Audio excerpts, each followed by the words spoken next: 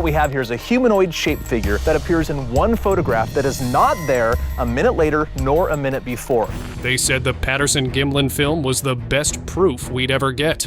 The holy grail of Bigfoot evidence. Sasquatches are social animals and may vocalize if there's another one nearby.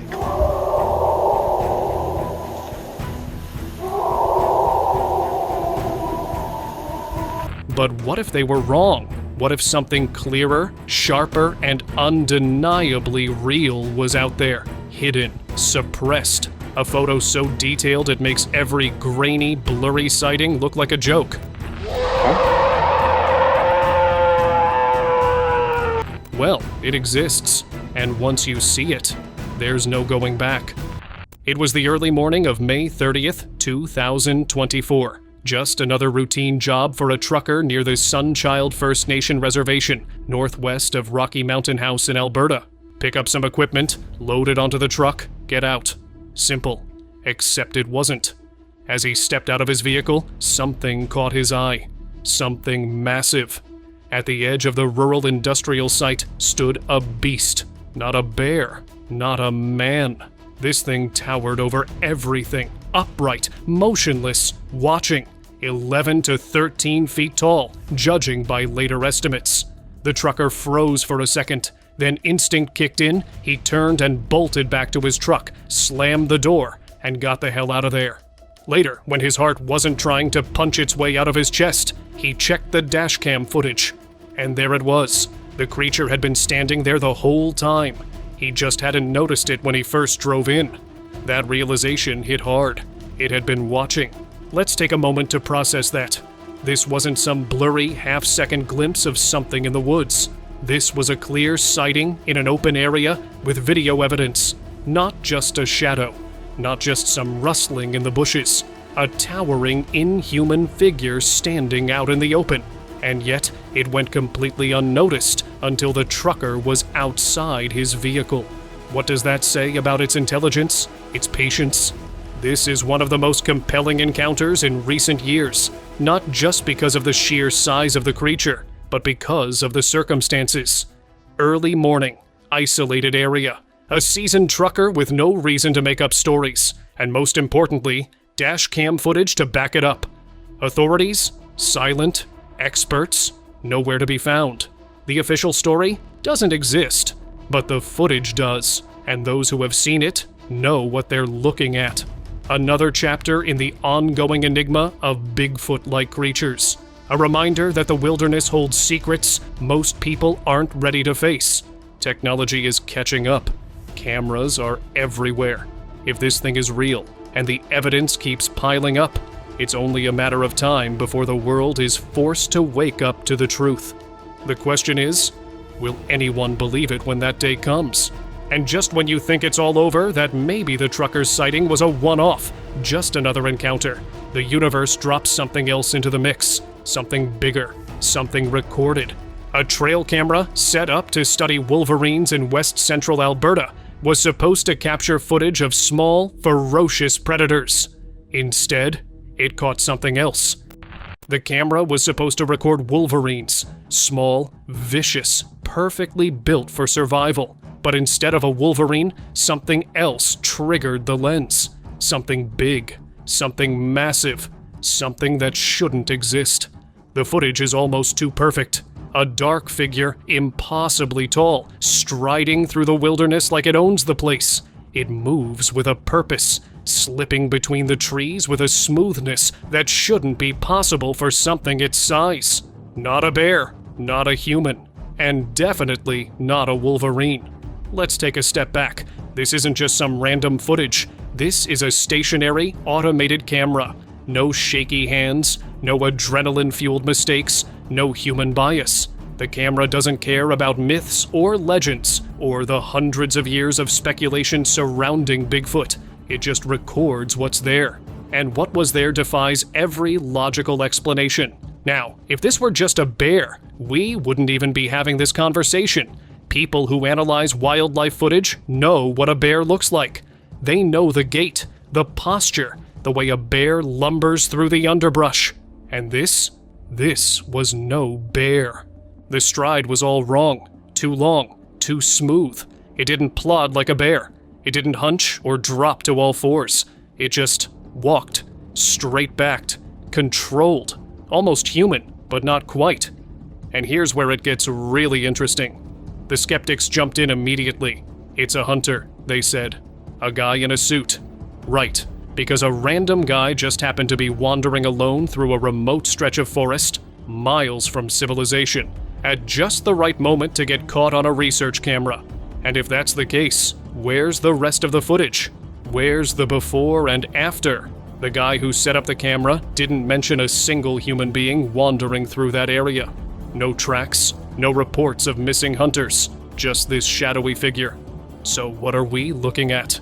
This isn't Patterson-Gimlin. It's not grainy film from the 1960s. It's not some shaky phone clip that looks like it was filmed through a potato. This is research-grade footage from a project designed to study wildlife, and what it captured wasn't wildlife.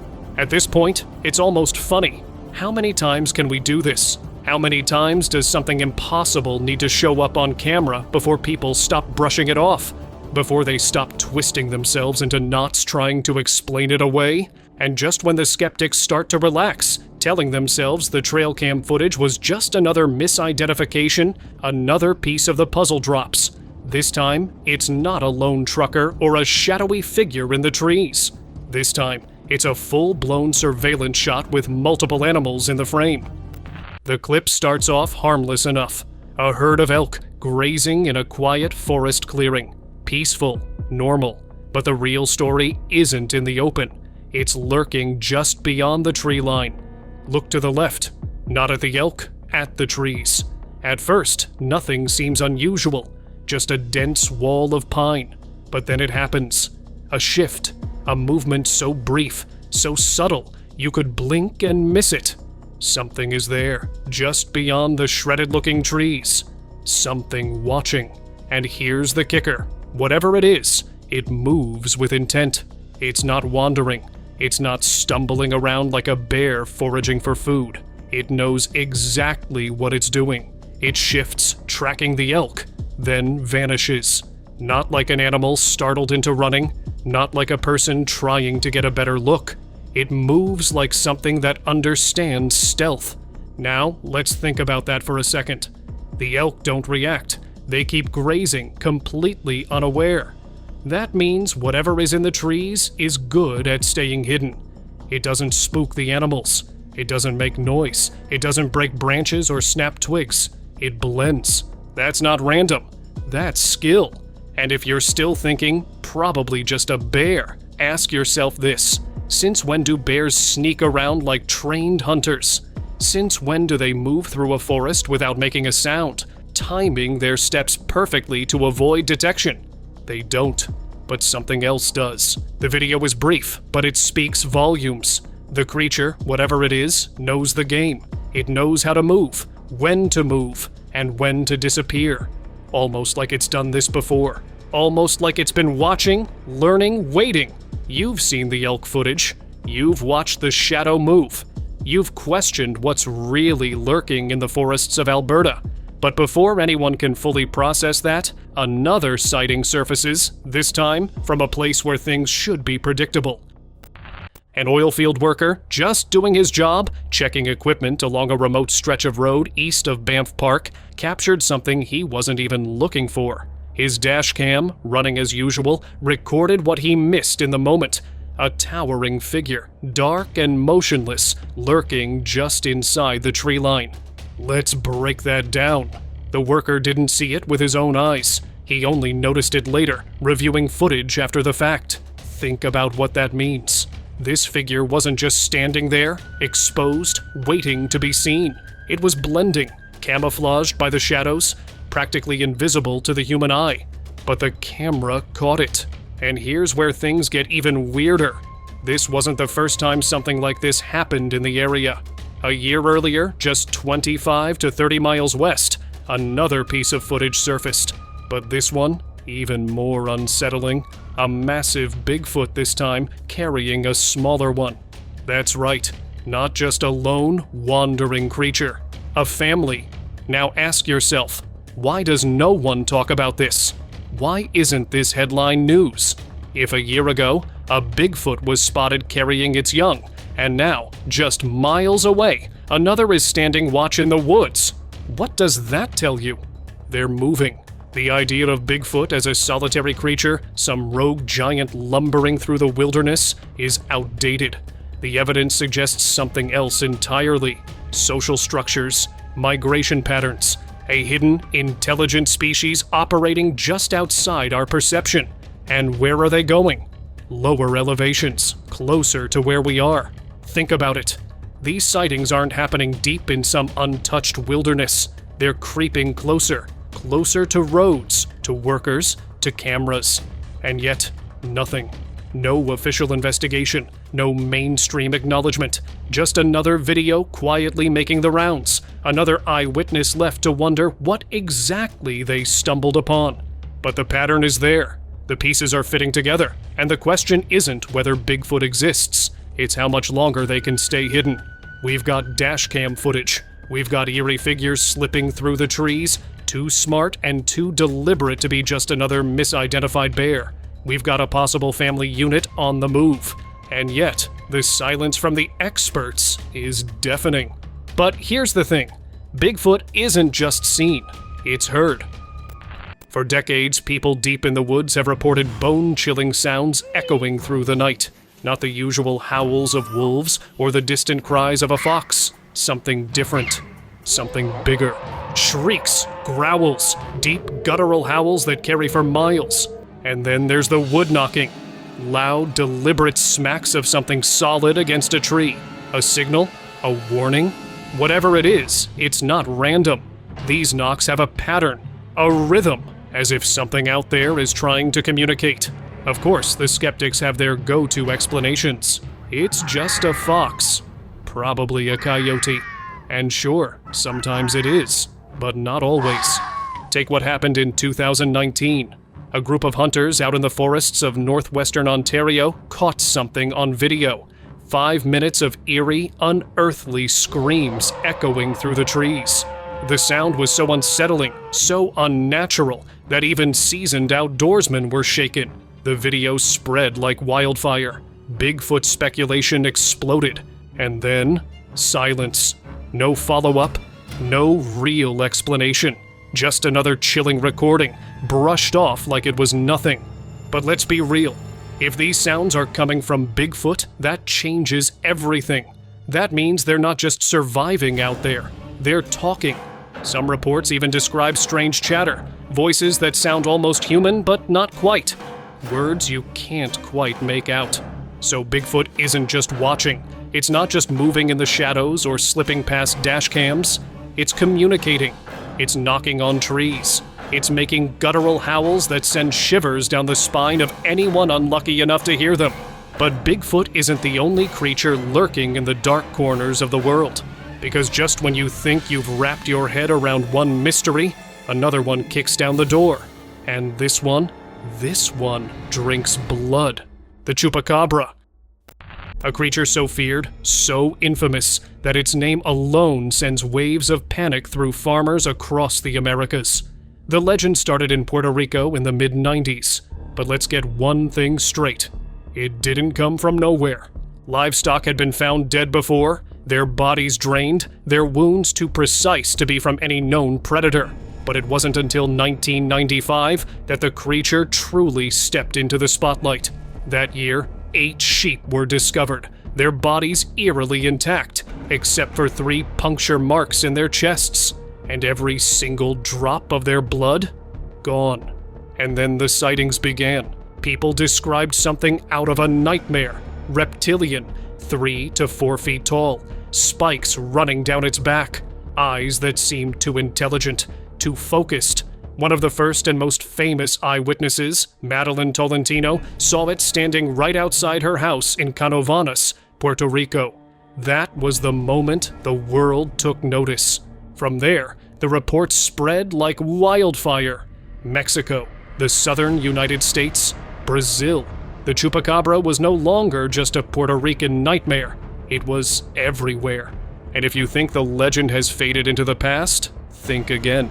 Because recently, in the middle of town, in broad daylight, a chupacabra was reportedly caught on tape. Not skulking through a farm at night, not hiding in the shadows, right out in the open. That changes things. Because if the chupacabra isn't just a nocturnal predator, if it's bold enough to move in the light, then what else don't we know? What else have we assumed was just a legend, while the truth was staring us in the face the whole time?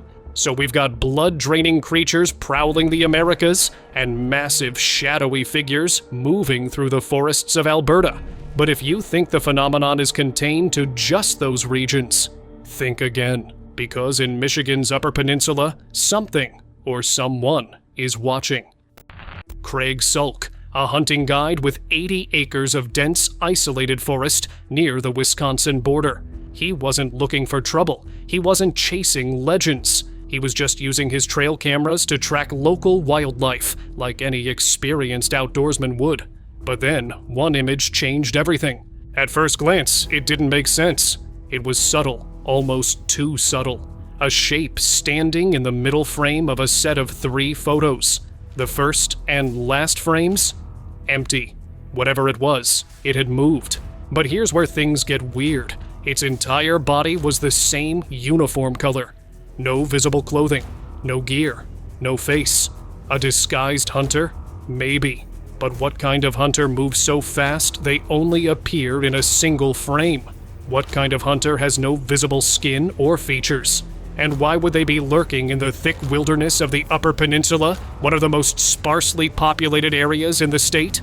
Craig wasn't the type to seek attention. He didn't go running to the media. He wasn't trying to cash in on the Bigfoot craze. He just wanted answers.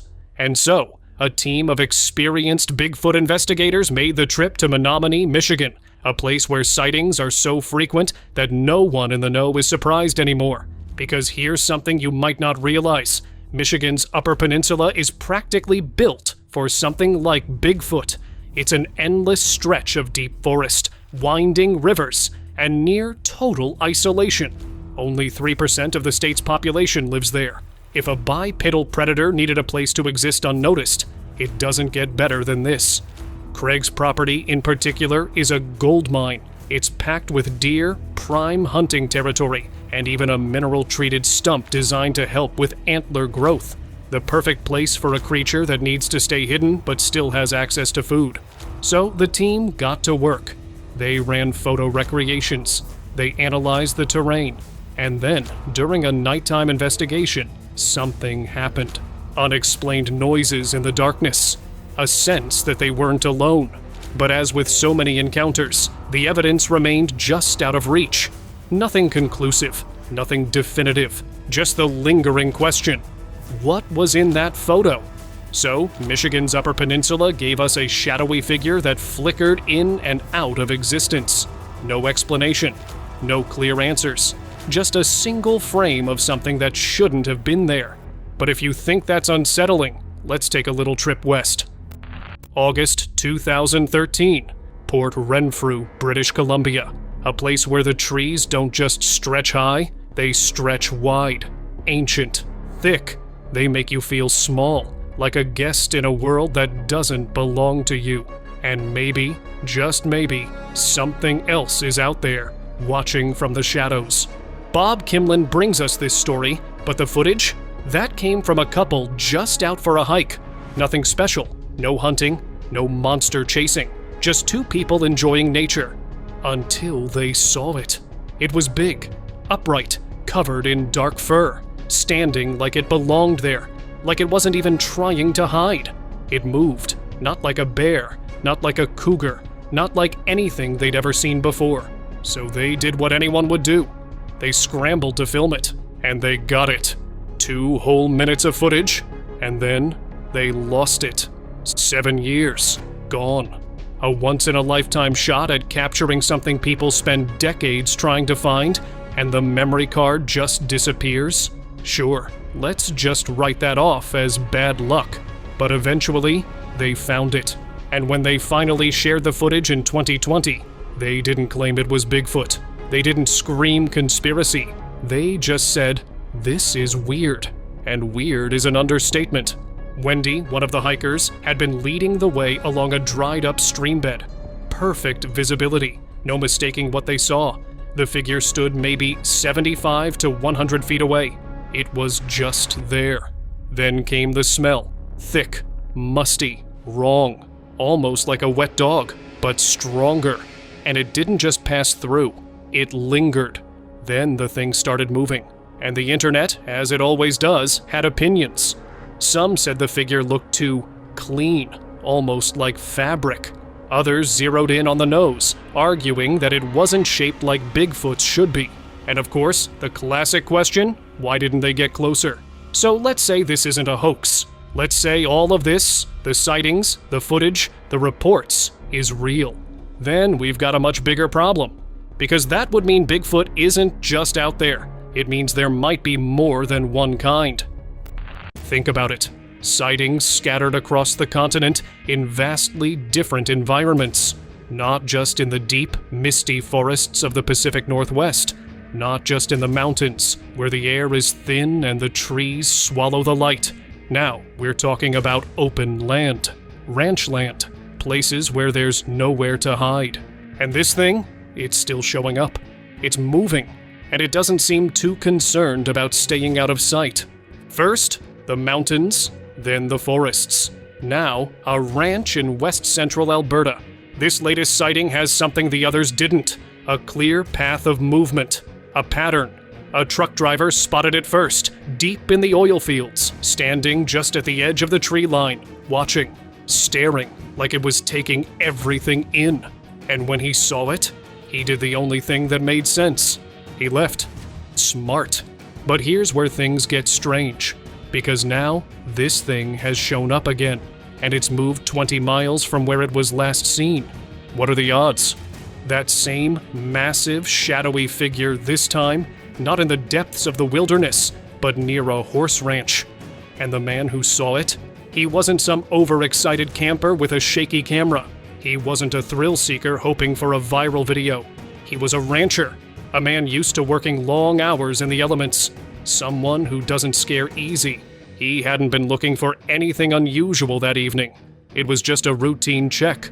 A brush fire was burning on his property. Nothing too big, nothing too threatening, but he wanted to make sure it didn't spread. So he circled it in his vehicle, watching the flames, making sure everything was under control. That's why he didn't notice it at first. The tall, dark figure, it was just there, standing near one of his horse shelters, perfectly still, waiting. But here's the part that sends a chill down your spine. It wasn't just there, it was watching him. He didn't even realize it until he stepped out of his truck and started walking toward the fire. That's when it moved. And it moved fast. Not like a person, not like a bear, like something that knew how to disappear in an instant. By the time he registered what he was seeing, it was already gone, vanishing into the trees like it had never been there at all. But it was there. A second sighting, a different location, still no explanation. And now, the rancher isn't taking any chances. Trail cameras are up. The land is being watched. Every shadow, every sound, every movement near the tree line is being tracked. Because whatever this thing is, it's not wandering. It's not lost. It's going somewhere. And the real question? What happens when it gets there?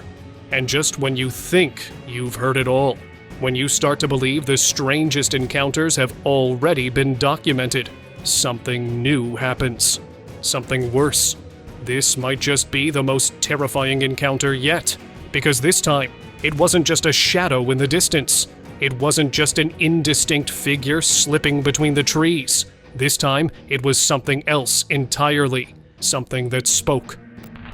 The witness was just a regular guy, a hiker. He wasn't out there searching for answers. He wasn't looking for trouble. He was simply making his way down a small canyon near Highway 15, a stretch of road lined with thick woods and steep terrain, the kind of place where sounds don't just carry, they echo.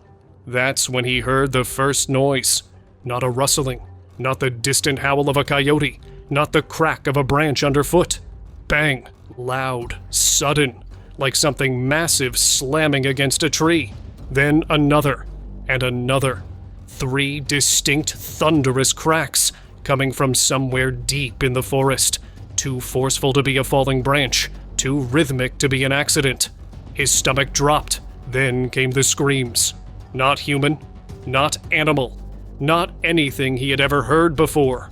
One from the left, another from the right, echoing through the canyon, overlapping, like 2 creatures calling out to each other, like a conversation. Imagine that for a second, standing there, alone, deep in the woods, as something screams from both sides of you. Something you can't see, something that sounds wrong. The hiker froze. He couldn't tell what direction to run because the noises were everywhere. The air felt heavier, charged with something he couldn't explain. His instincts screamed at him to leave, but he couldn't move. And then, just as suddenly as it started, silence. Not the normal kind. Not the kind where the wind still rustles the leaves, where birds still chirp, where life still exists. This was absolute silence. No insects, no birds, not even the whisper of trees shifting in the breeze. Like the entire forest had been swallowed by something unnatural. That was enough. He turned and ran, sprinting back toward his car, barely registering the ground beneath him. He didn't look back. He didn't want to. And here's the thing. This wasn't Bigfoot. This wasn't the Chupacabra. This was something else. Something bigger. Something smarter. Something that didn't just want to be seen. It wanted to be heard. And if that doesn't shake you to your core, maybe you're not paying close enough attention, because whatever was out there that night, it's still out there. Well, do you think Bigfoot's really out there somewhere? Or is all of this just one big hoax to get some attention from the media?